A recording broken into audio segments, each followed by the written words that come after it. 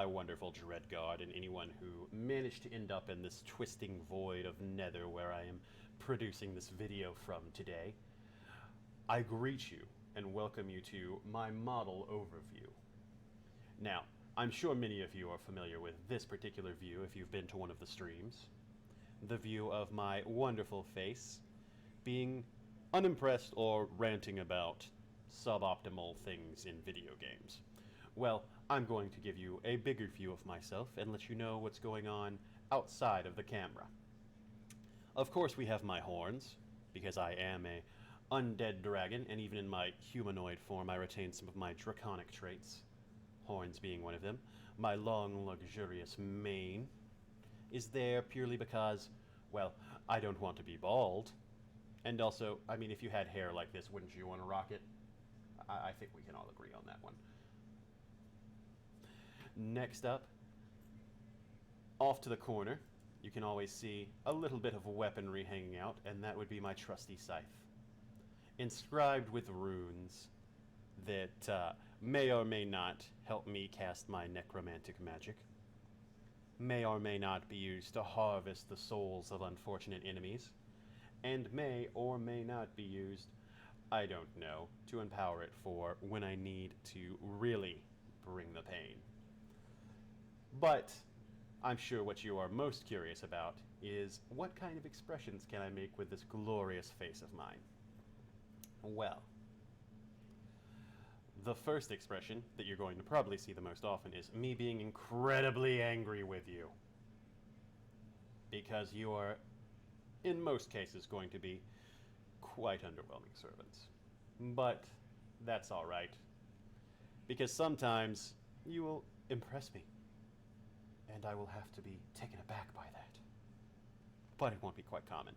More often you're going to see me being completely mortified at what you've brought before me, or what the game has done. But sometimes, when we're having a nice relaxing stream, we're playing a game that is more casual, or more just for funsies, I might crack open a beverage and just have a really great time. Don't you think that's fun? That's a fun one. Or there are times when I can just be completely unimpressed. Okay.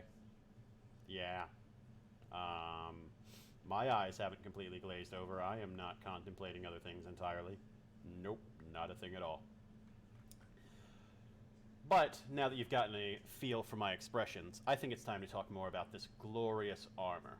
Now, I know what you're thinking. Why would a dragon need armor? And, well, if I just walked around in the buff all the time, people would get too distracted. Even though I have scales on my body that armor me already, this magically imbued armor that I have crafted with some wonderful, wonderful dwarven friends of mine that know how to imbue armor with runes and provide us with runic craftsmanship, have been able to make me a suitable set of armor for when I want to fight in my humanoid form. And as we'll be able to wield a game controller, I believe it's called, and a keyboard and mouse more effectively when in the humanoid form, they have yet to make a suitable controller for dragons. Believe me, I've been talking with companies about that one. I have written many a letter, but until then, we use the humanoid form. We have some wonderful armor to cover ourselves then, imbued with runes so that I can still channel magic throughout it. And also, of course, absorb souls, which is the greatest purpose of any Lich given. The remnants of my original cloak are on the back of myself here, in this wonderful red draping. Now, I should probably get a new cloak. I could definitely afford one, but I'm so attached to this one.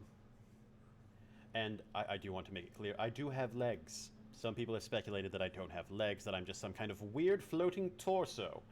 I am not. I have legs. The perfect kind for running around and kicking all kinds of bootay.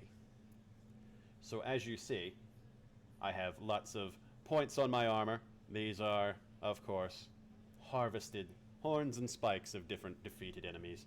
Not necessarily other dragons, but I'm not going to say not other dragons. I mean, sometimes you have to deal with the rowdy ones, if you know what I mean. But all in all, this is me.